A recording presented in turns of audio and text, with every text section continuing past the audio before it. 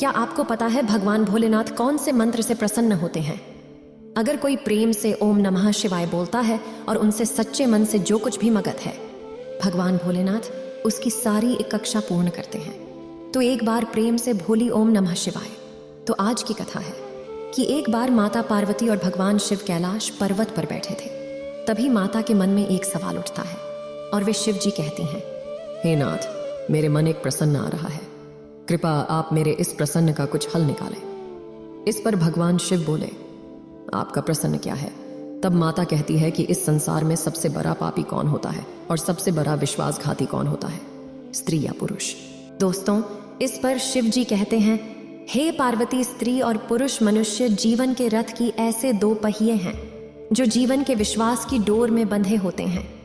आप जानती हैं, जब रथ का एक पहिया निकल जाता है तो रथ किसी काम का नहीं रहता, और ऐसा तभी होता है जब दोनों में से किसी एक का भी विश्वास की डोर टूट जाती है। दोस्तों, आज की कहानी आपके लिए बहुत ही ज्ञानवर्धक है, इसलिए इस वीडियो को पूरा सुनें और देखें। इस कहानी से आप सभी को बहुत कुछ नया सीखने को मिलेगा, जो आप सभी को एक सुखी जीवन जीने का महत्व बताता है। तो आइए इसे एक छोटी सी कथा के माध्यम से समझते हैं। वास्तव में संसार में सबसे बड़ा पापी और विश्वासघाती कौन होता है? दोस्तों, इस कथा को यदि आप पूरा सुनते हो तो आप अपने आंसू नहीं रोक पाएंगे। तो आइए कथा की ओर बढ़ते हैं। अगर आपने मेरे चैनल को अभी तक सब्सक्राइब नहीं किया है तो कृपया सब्सक्राइब अवश्य करें। आपका एक सब्सक्राइब मुझे प्रोत्साहन देता है, इसलिए इसमें कमी नहीं करें। तो दोस्तों, शिव जी कहते हैं, एक घने जंगल में एक तोता और एक मैना का जोड़ा रहा करता था। उन दोनों में बहुत ही प्रेम था। एक बार की बात है, किसी बात की वजह से तोता और मैना में झगड़ा हो जाता है। तो तोता मैना से कहने लगा, इस संसार में सबसे बड़ा पापी और विश्वासघाती स्त्री है। तो मैना कहने लगी, आप बिल्कुल गलत कहते हैं। इस संसार में सबसे ज्यादा पापी और विश्वासघाती स्त्री नहीं, पुरुष हैं। दोस्तों, जब दोनों में एक दूसरे की बात से संतुष्ट नहीं हुई तो दोनों भगवान शिव के पास पहुंचे और जा करके अपनी बात बताई। फिर कहा, हे प्रभु, आप ही हमारा न्याय कर सकते हैं। स्त्री और पुरुष में कौन ज्यादा पापी और विश्वासघाती है?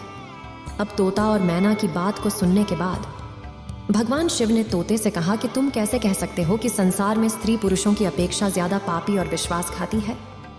तब तोता भगवान शिव से कहने लगा कि प्रभु, मैं आपको एक कहानी सुनाता हूँ जिससे यह साबित हो जाएगा कि स्त्री और पुरुष में सबसे ज्यादा पापी और विश्वासघाती स्त्री ही होती है। तो भगवान शिव तोता से बोले, ठीक है, तुम कहानी सुनाना शुरू करो। दोस्तों, इतने माता पार्वती भी वहां आ जाती है और कहने लगती है कि मुझे भी कहानी सुननी है, मैं भी कहानी सुनूंगी। तो भगवान शिव कहते हैं, ठीक है, आप भी यहां बैठ जाओ। अब तोता भगवान शिव और माता पार्वती को कहानी सुनाते हुए कहता है, एक राज्य में सूर्यसेन नाम का एक राजा राज्य करता था। उस राजा के 5 बेटे थे। पांचों ही बेटे बहुत ही बहादुर थे, लेकिन सबसे बड़ा बेटा का नाम चंद्रसेन था। वो महाप्रतापी होने के साथ साथ काफी सुंदर भी था, और इतना ही नहीं, जितना सुंदर चंद्रसेन था उतनी ही सुंदर उसकी पत्नी चंद्रप्रभा भी थी। चंद्रप्रभा बहुत ही सुंदर और गुणवान थी। वह अपने रूप के आगे किसी दूसरी स्त्री को सुंदर नहीं समझती थी, हर काम में होशियार थी। एक दिन राजा सूर्यसेन ने अपने बड़े बेटे चंद्रसेन की किसी बात से नाराज होकर उसे अपने राज्य से निकाल दिया। राजा का ये आदेश सुनकर राज्य के सभी लोग आश्चर्यचकित हो गए। यह आदेश देकर राजा अपने महल में चला गया। उधर चंद्रसेन को उदास देखकर उसकी पत्नी ने पूछा, प्राणनाथ, आप उदास क्यों हैं? आपका मुख मुरझाया हुआ और चिंतित क्यों दिखता है? आप एक राजकुमार होकर भी इस तरह चिंतित क्यों हैं, मुझसे बताएं। इस पर चंद्रसेन कहने लगा, हे प्रिय, मैं तुमसे क्या कहूँ, और तुमसे कहने से लाभ भी तो कुछ नहीं है। आज ही के दिन मेरे पिता ने मुझे 12 वर्ष के लिए देश से निकाल दिया है, इसीलिए मैं तुमसे विदाई मांगने आया हूँ। दोस्तों, अब तोता भगवान शिव से कहता है, प्रभु। ये सुनते ही चंद्रप्रभा बेहोश होकर के गिर गई। उसकी ये हालत देख कर के राजकुमार चंद्रसेन के होश उड़ गए। अब तो चंद्रसेन सोचने लगा कि मैंने बहुत बुरा किया जो अपनी पत्नी को ये सारी बात बता दी। फिर दासियों ने जब चंद्रप्रभा पर गुलाब का जल छिड़का तो उसे होश आ गया। अब होश में आकर के चंद्रप्रभा ने अपने पति राजकुमार चंद्रसेन से कहा, क्या आप मुझे दासियों पर के परदेश चले जाएंगे तो मैं आपके बिना कैसे जी पाऊंगी? मैं भी आपके साथ ही चलूंगी। अब राजकुमार चंद्रसेन कहता है कि तुम मेरे साथ कैसे चल सकती हो, क्योंकि प्रदेश में अनेक प्रकार के संकट भोगने पड़ते हैं और तुम नर्म नाजुक फर्श पर चलने वाली महलों में रहने वाली राजकुमारी हो। तुम इतने बड़े दुखों को कैसे बर्दाश्त कर पाओगी। फिर तो राजकुमार चंद्रसेन की बात को सुनकर के राजकुमारी चंद्रप्रभा कहने लगी, हे नाथ, जीतने भी दुख प्रदेश में उठाने पड़ेंगे। वो सब आपके साथ रहते हुए सूखी से भी अधिक सुखमय मालूम होंगे। महल के सुख आपके बगैर जंगल के दुखों से भी अधिक भयानक प्रतीत होंगे। इससे अच्छा तो यही है कि मैं आपके साथ चलूं। अब तोता कहता है, प्रभु। इस प्रकार रानी चंद्रप्रभा की आंखों में आंसू देख कर के चंद्रसेन ने मन में सोचा कि ये मेरे बगैर नहीं रह सकती है, इसलिए मुझे ये शोभा नहीं देता कि इसको तरपता हुआ छोड़ कर चला जाऊं। बेहतर यही होगा कि इसे भी साथ ले चलूं। और फिर मन में इस प्रकार के विचार आते ही राजकुमार चंद्रसेन अपनी पत्नी चंद्रप्रभा से कहता है, अच्छा, तुम उदास मत हो, हम तुम्हें अपने साथ ले चलेंगे। अब तो पति की ये बात सुनकर के चंद्रप्रभा बड़ी खुश हुई और अपने पति के साथ जाने की तैयारियों में लग गई। फिर अगले दिन सुबह जब होती है तो चंद्रप्रभा और चंद्रसेन शहर से निकल करके एक जंगल की तरफ चलती है और वहां पहुंच गए। जब चलते चलते वे दोनों थक गए तो एक सही स्थान देख करके एक पैर के नीचे विश्राम करने लगे। वे बहुत ही अधिक थके हुए थे। एक ठंडी हवा के झोंकों ने उन्हें नींद के आगोश में पहुंचा दिया, मगर कुछ देर के बाद ही एक सांप ने राजकुमारी को डंस लिया। अब तोता कहता है, प्रभु, सांप के डसते ही राजकुमारी तड़पने लगी और अब चंद्रसेन की आंख भी खुल गई तो राजकुमारी को तड़पता हुआ देख करके और सांप को जाता हुआ देख करके चंद्रसेन बेचैन हो गया। फिर कुछ देर के बाद में राजकुमारी बेहोश होकर के विष उसके सारे शरीर में जाने की वजह से वह मर गई। अब इस प्रकार मृत राजकुमारी को देखकर चंद्रसेन जोर जोर से रोने लगा और विलाप करने लगा। उसका रोना धोना सुनकर के जंगल के सारे जीव जंतु उसे खाने के लिए गुरगुराने लगे। फिर उसने मन में सोचा, अब जीवन संगिनी ही मर गई है तो मैं अब जी कर ही क्या करूंगा और इसी जंगल में अपने प्राण त्याग दूंगा।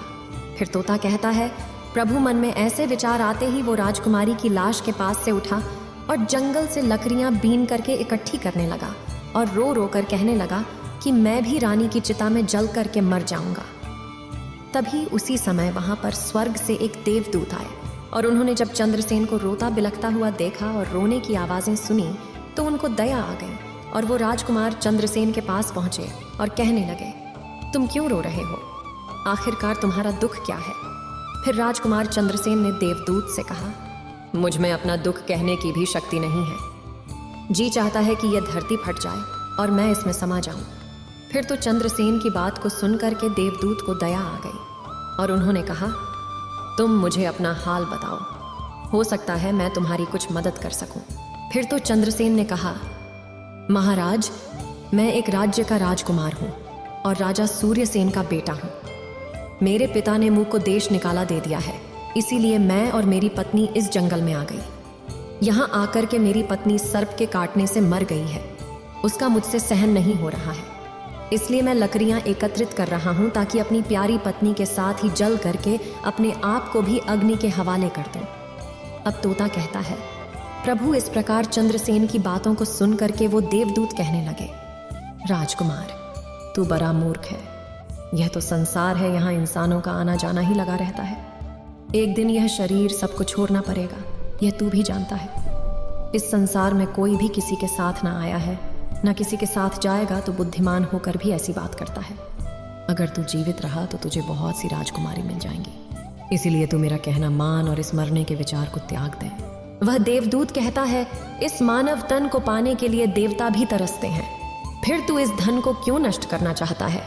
अब तोता कहता है, प्रभु, इस प्रकार देवदूत के शब्दों को सुनकर के चंद्रसेन कहने लगा, महाराज, आपने जो कुछ कहा वह सत्य है, किंतु ऐसी पतिव्रता पत्नी तो मुझे किसी जन्म में भी नहीं मिलेगी और न ही इसका वियोग मुझसे सहन होगा, इसलिए मैं इसके साथ ही मरूंगा। फिर प्रभु चंद्रसेन के विचार सुन करके देवदूत ने जान लिया कि ये अपनी पत्नी के बिना नहीं रह सकता है। तब देवदूत ने चंद्रसेन से कहा, राजकुमार, तेरी पत्नी के जीवित होने का केवल एक उपाय है। अब तू मेरी बात को ध्यान से सुन, यदि तू इस उपाय को कर सकता है तो तेरी पत्नी जीवित हो जाएगी। फिर चंद्रसेन ने कहा, महाराज, आप जो भी कहेंगे वो सब कुछ करने को तैयार हूं, केवल मेरी पत्नी जीवित हो जाए। तो देवदूत ने कहा कि तुम्हारी पत्नी की आयु केवल 20 वर्ष की थी जो इसने भोग ली। इधर तेरी उम्र 80 वर्ष की है जिसमें से 30 वर्ष बीत चुके हैं। तेरी उम्र में 50 वर्ष अभी और बाकी है, यानी तेरा जीवन 50 वर्ष और बाकी है। यदि तू अपनी जीवन का आधा भाग अपनी पत्नी को दे दो तो तुम दोनों की आयु बराबर हो जाएगी। यदि ये बात तुम्हें मंजूर है तो तुम्हारी पत्नी अभी जीवित हो जाएगी। अब तोता कहता है, प्रभु। इस प्रकार देवदूत की बात सुनकर के राजकुमार चंद्रसेन ने कहा, मुझे स्वीकार है प्रभु। फिर देवदूत ने चंद्रसेन के हाथ में पानी दे करके उससे 25 वर्ष आयु देने का संकल्प लिया और उसकी पत्नी के हाथ पैरों पर पानी डालने के लिए कहा। अब जैसे ही चंद्रसेन संकल्प किए हुए जल को अपनी पत्नी के हाथ पैरों पर डालने वाला ही था तो देवदूत कहने लगे, पानी को डालने से पहले मेरी एक बात को ध्यान से समझ लो। इसमें एक रहस्य की बात और है। अभी तो तुम्हें पत्नी की आवश्यकता है तो तुम पानी को डाल करके इसे जीवित कर सकते हो, और भविष्य में यदि तुम्हें पत्नी की आवश्यकता कभी ना हो तो ये संकल्प वापस भी ले सकते हो। जो ही संकल्प वापस लोगे तुम्हारी पत्नी तुरंत मर जाएगी।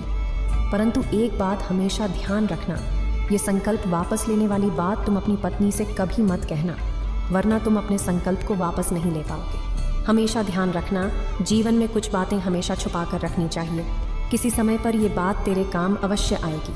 फिर तो ऐसा कह करके देवदूत राजकुमार से राजकुमारी के ऊपर जल छिड़कने को कहते हैं और वो वहां से अंतर ध्यान हो गए। अब तोता कहता है, प्रभु रानी उसी समय उठ करके बैठ गई और बोली, आज तो मैं बहुत गहरी नींद में सो गई, आपने मुझे जगाया क्यों? नहीं तो चंद्रसेन कहने लगा, प्राणप्रिय, तुम बहुत थकी हुई थी, इसी कारण मैंने तुम्हें नहीं जगाया। और इस प्रकार राजकुमार चंद्रसेन ने सारी बातें अपनी रानी से छुपा लीं कि तुम्हें सर्प ने काट लिया था और तुम मर गई थी। मैंने तुम्हें जीवित कैसे किया है, ये सारा राज चंद्रसेन ने अपनी पत्नी से छुपा लिया। अब तोता कहता है, प्रभु फिर वो दोनों आगे चल दिए। काफ़ी दिन बाद उन्हें एक बहुत सुंदर स्थान दिखाई दिया। वहाँ पर एक फ़कीर की कुटिया थी। जब भी दोनों वहाँ पर पहुँचे तो उन्होंने देखा कि एक सुंदर नौजवान फ़कीर तकिया लगाए बैठा हुक्का पी रहा है। वो दोनों बहुत ही थके हारे थे, इसलिए फ़कीर के पास बैठ गए। उसी समय राजकुमार ने अपनी पत्नी से कहा, हमें प्यास लगी है, हम कुएं पर जाकर के पानी पी कर आते हैं। अगर तुम्हें भी प्यास लगी हो तो तुम्हारे लिए भी ले आए। तब राजकुमार की बात को सुन करके पत्नी ने कहा, मुझे प्यास नहीं लगी है, आप जाकर पानी पी करके और वापस आ जाइए। फिर राजकुमारी का जवाब सुनकर के राजकुमार चंद्रसेन डोल रस्सी लेकर के कुएं पर पानी पीने चला गया। जब चंद्रसेन पानी पीने गया तो राजकुमारी चंद्रप्रभा और फकीर की निगाहें चार हो गईं और चंद्रप्रभा उस फकीर को अपना दिल दे बैठी। अब उसी गड्ढी चंद्रप्रभा फकीर से कहती हैं, फकीर साहब आप तो यहाँ पर बड़े सुख से रहते हैं। वो फकीर ने कहा, आप भी यहाँ पर मेरे साथ रहो और मुझसे प्यार करो। तो राजकुमारी चंद्रप्रभा कहने लगी, फकीर साहब आपके साथ रहने को दिल तो कर रहा है, मगर मेरे पति मेरे साथ है, इसलिए मैं आपके साथ में किस प्रकार रह सकती हूँ। और ऐसा कह करके राजकुमारी चंद्रप्रभा ने फकीर के सामने अपनी असमर्थता प्रकट की। तो फकीर कहने लगा, मैं तुम्हें एक उपाय बताता हूँ, किसी तरह तुम अपने पति को इस कुएं में धकेल दो, फिर हमारे साथ में अपना अच्छा जीवन बताओ। अब तोता कहता है, प्रभु। फिर तो फकीर की बात सुन करके चंद्रप्रभा ने कहा, ठीक है, मैं ऐसा ही करूँगी। अब इतनी ही देर में राजकुमार चंद्रसेन पानी पी करके रानी के पास आया तो रानी कहने लगी, मुझे भी अब प्यास लगाई है, कुएं पर वापस चल करके मुझे भी पानी पिलाओ। तो राजकुमार चंद्रसेन बोला, मैंने तुमसे पहले ही पूछा था और तुमने मना कर दिया था। खैर तुमको अगर प्यास लगी है तो मैं अभी पानी लेकर आता हूँ। जब चंद्रसेन पानी लेने चला तो रानी भी उसके साथ चल दी और कहने लगी, मैं भी तुम्हारे साथ चलती हूँ। बेचारा चंद्रसेन तो उसके प्रेम में पागल था। उसको क्या मालूम था कि ये मेरे प्राण लेने के लिए मेरे साथ में आ रही है। मित्रों, वास्तव में विद्वान सच कहते हैं कि स्त्रियों के चरित्र को देवता भी नहीं जान पाए। तो मनुष्य क्या चीज़ है? उनके जाल में तो अच्छे अच्छे होशियार इंसान भी फंस कर रह जाते हैं। अब तोता कहने लगा, प्रभु जब राजकुमार मदन सेन कुएं पर जाकर के डोल भरने लगा तो पत्नी ने पीछे से अपने पति यानी राजकुमार चंद्रसेन में धक्का मार दिया और उसे कुएं में गिरा दिया और खुद उस फकीर के पास वापस आ गई। तो वो फकीर राजकुमारी को वहां से लेकर चलता बना और दोनों एक बड़े शहर में जाकर आनंद से रहने लगे। उस फकीर ने चंद्रप्रभा को थोड़े ही दिनों में ऐसा नाचना गाना सिखाया कि उसके समान नाचने वाली कोई नृत्यांगना उस शहर में दूसरी नहीं थी। धीरे धीरे वो राजकुमारी सारे नगर में प्रसिद्ध हो गई। इस प्रकार राजकुमारी के नाचने गाने के कारण वह फकीर लाखों रुपए का मालिक हो गया। अब राजकुमारी उस फकीर के साथ में मौज मस्ती के साथ रहने लगी। अब तोता कहता है, प्रभु रानी तो उधर फकीर के साथ में रहने लगी। उधर जिस समय पर रानी ने अपने पति को कुएं में धकेला था, देव योग से एक जंजीर जो कुएं में लटकी हुई थी उसके हाथ में आ गई। चंद्रसेन उसको पकड़ करके कुएं में लटक गया और ईश्वर को याद करता रहा और सोचने लगा कि मैंने पत्नी को जीवन दान दिया और उसी ने मेरे साथ में ऐसा विश्वासघात किया। क्या यही मेरे प्यार की सजा है? और संयोग बस उसी समय बंजारों का एक काफिला उस स्थान पर आकर ठहरा। उस काफिले में से एक बंजारा डोल लेकर के उस कुएं पर पानी भरने लगा। जब उसने कुएं में डोल डाला तो चंद्रसेन ने उसका डोल पकड़ लिया। अब वो बंजारा अचानक चौंक गया और कुएं में झांक कर कहने लगा कि तुम कौन हो? तो राजकुमार चंद्रसेन ने कहा, भाई मैं आफत का मारा एक इंसान हूँ, ईश्वर के लिए मुझको बाहर निकाल करके मेरी जान बचा लो। मैं सारी उम्र आपका एहसान नहीं भूलूंगा। और ऐसा कहकर के राजकुमार बंजारे से प्रार्थना करने लगा। फिर तो राजकुमार चंद्रसेन के दुख को देखकर कि उस बंजारे को उस पर दया आ गई और उसने उसको कुएं से बाहर निकाल लिया और फिर पूछा, ये भाई तुम कौन हो? तुम इस कुएं में कैसे गिरे? तुम मुझे अपना हाल बताओ। तो चंद्रसेन कहता है, भाई मैं अपना हाल आपसे कैसे कहूँ? जो मुसीबत मुझ पर पड़ी है उसे कहने से मेरा दिल फट जाएगा। तो चंद्रसेन ने कहा, तुम मुझसे पूछना ही चाहते हो तो मैं अपनी कहानी तुम्हें सुनाता हूँ। मैं एक राजकुमार हूँ। मेरे पिता ने मुझे देश से निकाल दिया था तो मैं अपनी प्यारी पत्नी को लेकर के एक जंगल में जा पहुँचा। मैं और मेरी पत्नी एक दूसरे को बहुत ही प्रेम करते थे। जंगल में एक सांप ने मेरी पत्नी को काट लिया जिससे उसकी मृत्यु हो गई। जब मैं रो रहा था तो एक देवदूत ने मुझ पर दया की और मेरी आयु के आधे वर्ष मेरी पत्नी को दे करके उसे पुनः जीवित कर दिया। फिर हम उस जंगल से आगे चल पड़े। कुछ दिनों के बाद मैं ऐसे स्थान पर पहुंचे जहां पर एक फकीर का डेरा था। मुझे प्यास लगी थी। मैं पानी पीने चला आया। जब वापस गया तो मेरी पत्नी ने कहा कि मुझे भी प्यास लगी है, मुझे भी पानी पिलाओ। और ऐसा कहकर मेरी पत्नी मेरे साथ उस कुएं पर आ गई। जब मैं कुएं से पानी निकल रहा था तो उसने मुझे पीछे से धक्का दे दिया।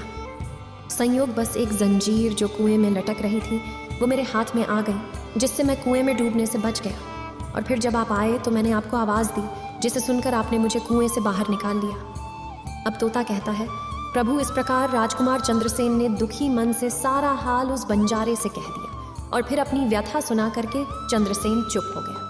उधर बंजारा ने रानी की करतूत सुनकर के अफसोस करते हुए कहने लगा कि स्त्री चरित्र को भगवान भी नहीं समझ पाए तो मनुष्य कैसे समझ सकता है। और ऐसा कहकर के बंजारे ने चंद्रसेन को सीने से लगा लिया और बोला, तुम किसी प्रकार की कोई चिंता न करो, भगवान बड़ा दयालु है, वो तुम्हारा भला करेगा। और ऐसा कह करके उसने चंद्रसेन से, अगर तुम चाहो तो हमारे डेरे में हमारे साथ रह सकते हो। अब तोता कहता है, प्रभु इस प्रकार राजकुमार चंद्रसेन ने उन बंजारों के साथ रहना स्वीकार कर लिया। अब सहयोग बस बंजारों का वो डेरा कुछ दिनों के बाद उसी शहर में आया जिसमें उसकी पत्नी चंद्रप्रभा और वह फकीर रह रहे थे। वह शहर बड़ा ही सुंदर था।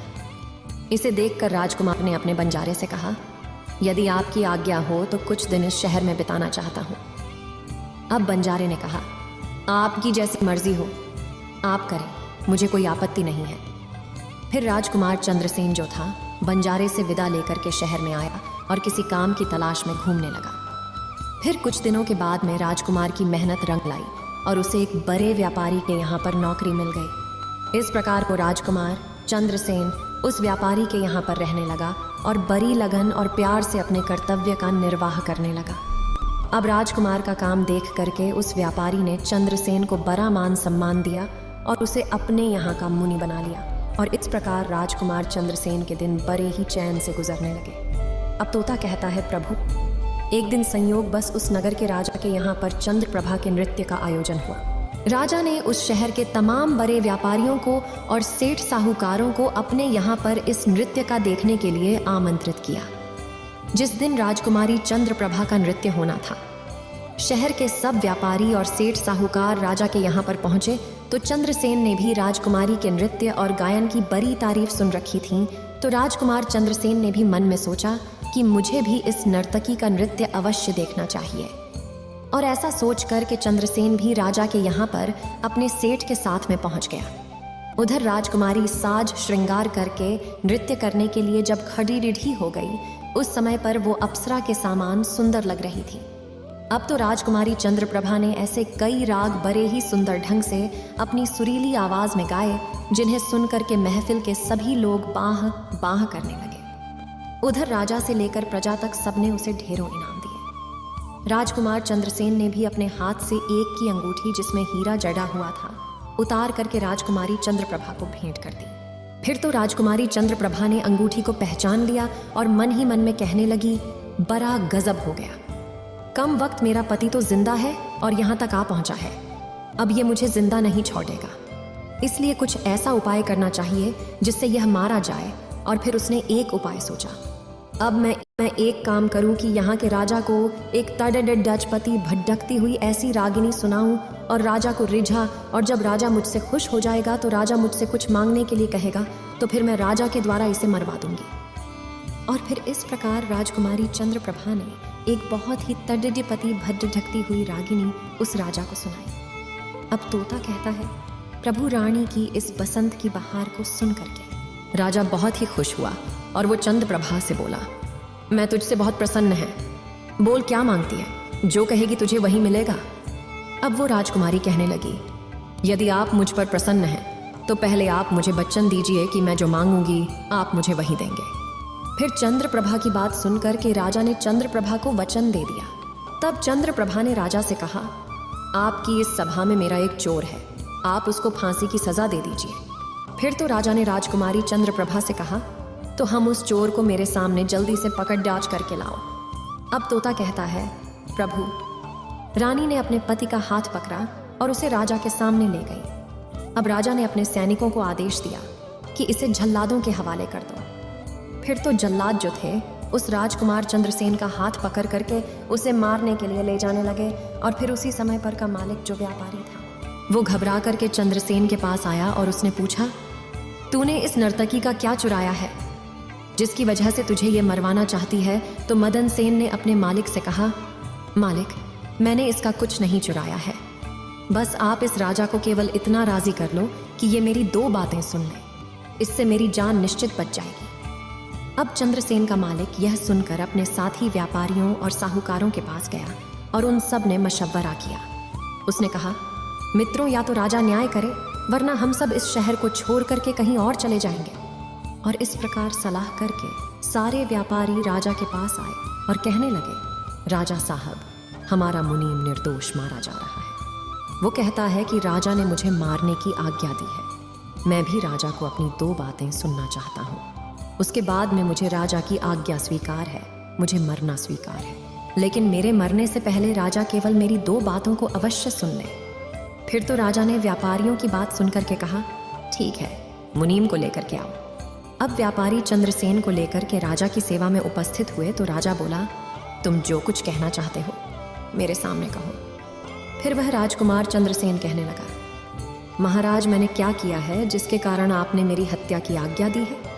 फिर राजा ने उसकी बात को सुन करके कहा, तू इस नर्तकी का चोर है। तो चंद्रसेन कहने लगा, महाराज, मैं चोर नहीं हूं, उस कुलटा स्त्री का पति हूं। ये मुझे कुएं में धकेल करके एक फकीर के साथ चली आई है।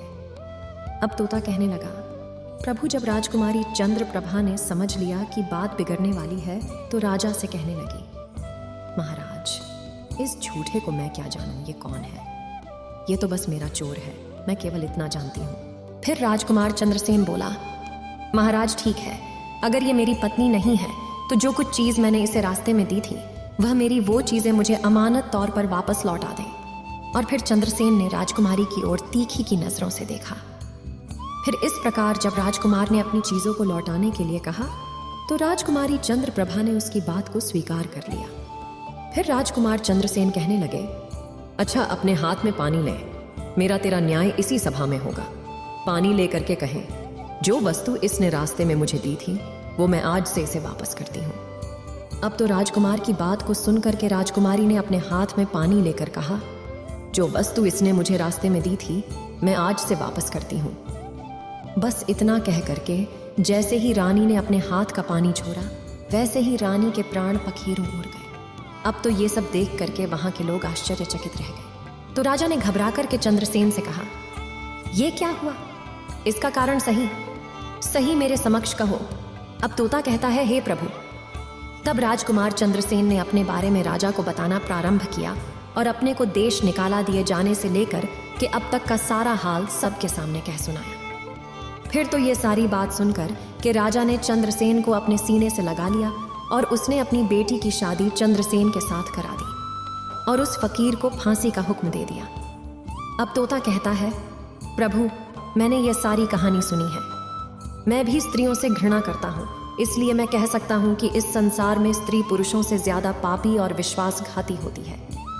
अब दोस्तों, तोते ने जब भगवान शिव और पार्वती को कहानी के माध्यम से ये बताया कि स्त्री पुरुषों की अपेक्षा ज्यादा पापी और विश्वासघाती होती है, तो तोते की बात को सुन करके मैना कहने लगी, प्रभु ठीक है, मैं इनकी बात से संतुष्ट हूँ कि इसने जो बात कही है वो सच है।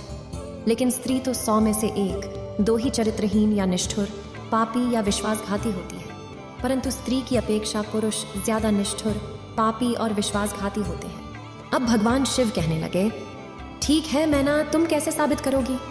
स्त्री की अपेक्षा पुरुष ज्यादा पापी और विश्वासघाती होता है। तो मैना कहने लगी, प्रभु, मैं भी आपको एक कहानी सुनाती हूँ और इससे साफ हो जाएगा कि स्त्री की अपेक्षा पुरुष ज्यादा पापी और विश्वासघाती होते हैं। फिर मैना कहने लगी, प्रभु, एक गांव में एक सेठ रहते थे जो बड़े ही धनवान थे और उनका जो बेटा था वो बहुत ही ज्यादा बिगड़ैल किस्म का इंसान था। सेठ का बेटा इतना जुआ खेलता था कि सेठ उसके बारे में सोचते एक दिन वह स्वर्ग सिधार गए। मैना कहती हैं, प्रभु, जब सेठ जिंदा था तो उनका लड़का थोड़ा जुआ खेलता था, लेकिन पिता की मृत्यु के बाद में फिर तो वो मुक्त हो गया और आराम से दिन रात केवल जुआ ही खेलने लगा, जिसका परिणाम ये हुआ कि जुआ में सब कुछ हार गया। फिर वो लौट करके अपने गांव नहीं आया और वो किसी दूसरे गांव चला गया। वहां वो एक सेठ के घर पर पहुंचा और उसने सेठ से कहा, मुझे बहुत तेज प्यास लगी है, क्या मुझे 1 गिलास पानी मिलेगा? तो सेठ ने उस लड़का से पूछा कि तुम कौन हो, क्या करते हो और कहां से आए हो? जिसके उत्तर में उस राजकुमार ने कहा, मैं एक व्यापारी हूं और जहाज से जा रहा था। व्यापार करने में मेरा सामान समुद्र में डूब गया, इसलिए यदि आप मेरी कुछ मदद कर दें तो अच्छा होगा। फिर तो सेठ ने लड़के की बात सुनी और फिर उसकी बातों के जाल में फंस गए और कहने लगे कि बेटा, तुम दिखने में ठीक ठाक हो और कमा भी कर लेते हो, तो क्या मेरी बेटी से शादी करोगे? अब तो ये बात सुनकर के वो लड़का खुश हो जाता है और शादी के लिए हामी भर देता है, जिसके बाद दोनों का विवाह हो जाता है। प्रभु, इस प्रकार सेठ अपनी बेटी को खूब सारा धन दे करके उस लड़के के साथ में विदा कर देता है। उधर उस लड़के को तो बस केवल धन के लिए विवाह करना था, तो उसने कर लिया। अब विवाह करने के बाद में उस लड़के ने सेठ की लड़की को लेकर के जब जा रहा था तो रास्ते में एक जंगल पड़ता था। तब वो लड़का अपनी पत्नी से कहता है कि देखो, हम लोग जंगल से गुजर रहे हैं, कोई भी चोर तुम्हारे जेवर चुरा सकता है, तो तुम ऐसा करो कि तुम अपने सारे जेवर उतार करके मुझे दे दो। अब उसकी पत्नी ने उस पर भरोसा करके अपने सारे जेवर अपने पति को दे दिए, और देती भी क्यों नहीं, क्योंकि वो उसका पति था। जिसके बाद उस लड़का ने अपनी पत्नी के जेवर एक कपड़े में रख करके अपनी कमर में बांध लिए और फिर वो एक जगह जंगल में आराम करने के लिए रुके। तभी उस लड़के के मन में लालच आ गया और उसकी पत्नी के साथ में जो दासी आई थी, सेठ ने अपनी लड़की के साथ में एक दासी भेजी थी। उस लड़के ने उस दासी को मार डाला और फिर अपनी पत्नी को एक कुएं में गिरा दिया और मन में सोचा कि मैंने तो इसके साथ में सिर्फ पैसों के लिए शादी की थी, मुझे पैसे मिल गए और यह पानी में डूब करके मर जाएगी। और ऐसा सोच कर के वो लड़का वहां से चला गया, किंतु उसकी पत्नी मरी नहीं और कुएं से बाहर निकलने के लिए आवाज लगाती रही। कुएं के पास से एक आदमी गुजर रहा था। तब उसने किसी महिला की आवाज सुनी तो उस व्यक्ति ने उस महिला को कुएं से जैसे तैसे बाहर निकाल लिया। फिर कुएं से बाहर निकलने के बाद में महिला ने अपनी सारी जानकारी उस व्यक्ति को दी, जिस पर उस व्यक्ति ने महिला को उसके पिता के घर पहुंचा दिया। अब मैना कहती है, प्रभु, घर पहुंचने के बाद में उस स्त्री के पिता यानी सेठ जी ने पूछा, क्या हुआ तुम्हारे साथ? लेकिन वो स्त्री एक पतिव्रता थी, इसलिए उसने अपने पिता से झूठ बोला और कहा, पिताजी, जंगल में कुछ चोरों ने हम पर हमला कर दिया था और दासी को मार दिया और मुझे कुएं में धकेल दिया और पति का कुछ पता नहीं। फिर तो बेटी की बातों को सुन करके सेठ जी बोले, चलो कोई बात नहीं, भगवान अब मैना कहती है, प्रभु कुछ समय के बाद में वो लड़का उसी सेठ के पास पहुंचा, यानी अपनी ससुराल पहुंचा और मन में सोचने लगा कि मैं सेठ से ये कहूंगा कि आप नाना बनने वाले हैं और इसके बदले में मुझे खूब सारा धन मिल जाएगा। लेकिन वो जैसे ही अपनी ससुराल पहुंचा, उसकी मुलाकात उसकी पत्नी से हो गई, जिस पर उसकी पतिव्रता पत्नी ने कहा कि मैंने पिताजी को वो सारी बातें नहीं बताई है जो तुमने मेरे साथ किया था। मैंने पिताजी से झूठ बोला है और वो बातें बताई। ये जो हमारे साथ में नहीं हुआ था, इसलिए तुमसे पूछे तो तुम भी वही बातें बताना जिससे सच्चाई सामने ना आने पाए। अब मैना कहती है कि लड़का ने देखा कि उसकी पत्नी ने बहुत सारे जेवर पहन रखे हैं, तो लड़के ने अपनी पत्नी से कहा कि तुम सो जाओ, सुबह मैं तुम्हें अपने साथ लेकर के चलूंगा। फिर इस प्रकार से रात हो गई और उसने अपनी पत्नी को चाकू से कत्ल कर दिया और सारे जेवर लेकर के रात में ही निकल गया। अब मैना कहती है, हे प्रभु, अब आप ही न्याय कर दो कि इस दुनिया में स्त्री ज्यादा पापी और विश्वासघाती है या पुरुष ज्यादा पापी और विश्वासघाती है। अब न्याय आपके हाथ में। मैंने भी आपको एक कहानी सुनाई है और तोते ने भी एक कहानी आपको सुनाई है। अब न्याय आपके हाथ में, आप ही न्याय करो, क्योंकि प्रभु जब से मैंने ये कहानी सुनी तब से मैं हमेशा यही कहती हूँ कि इस संसार में पुरुष दुनिया का सबसे बड़ा पापी और विश्वासघाती इंसान है। उसने अपनी पत्नी को मारा और सारा सामान लेकर के चला गया। अब तोता और मैना की कहानी को सुनने के बाद में भगवान शिव कहने लगे, ठीक है तोता और मैना, मैंने तुम दोनों की कहानी को बहुत ही ध्यान से सुना है। अब मैं तुम्हारा न्याय करता हूं कि वास्तव में इस संसार में स्त्री पुरुष की अपेक्षा ज्यादा पापी या विश्वासघाती है, या फिर पुरुष स्त्री की अपेक्षा ज्यादा पापी और विश्वासघाती है। अब भगवान शिव कहते हैं कि जिस इंसान की सोच उसके इस स्तर से नीचे गिर जाती है, वो इंसान पापी और विश्वासघाती होता है, फिर चाहे वो पुरुष हो या फिर वो स्त्री हो, क्योंकि इंसान पाप करने से पहले ये नहीं सोचता कि वो स्त्री है या पुरुष, उसे पाप करना चाहिए या नहीं। पापी और विश्वासघाती कोई भी हो सकता है, फिर चाहे वो पुरुष हो चाहे वो स्त्री हो। दोस्तों, वास्तव में जिस इंसान की सोच उसके स्तर से नीचे गिर जाती है वहीं पापी और विश्वासघाती होता है। तो दोस्तों, अंत में मैं सिर्फ आपसे यही कहना चाहूंगा कि भगवान शिव का न्याय यदि आपको पसंद आया हो, भगवान शिव के द्वारा बताई गई बात यदि आपको पसंद आई हो, तो प्लीज भगवान शिव के लिए एक लायक अवश्य करें और पापी और विश्वासघाती इंसान से हमेशा दूर रह करके सुखपूर्वक अपना जीवन जिए। तो दोस्तों, मिलते हैं ऐसे ही एक ज्ञानवर्धक नई कहानी के साथ। तब तक अपना बहुत ख्याल रखिएगा।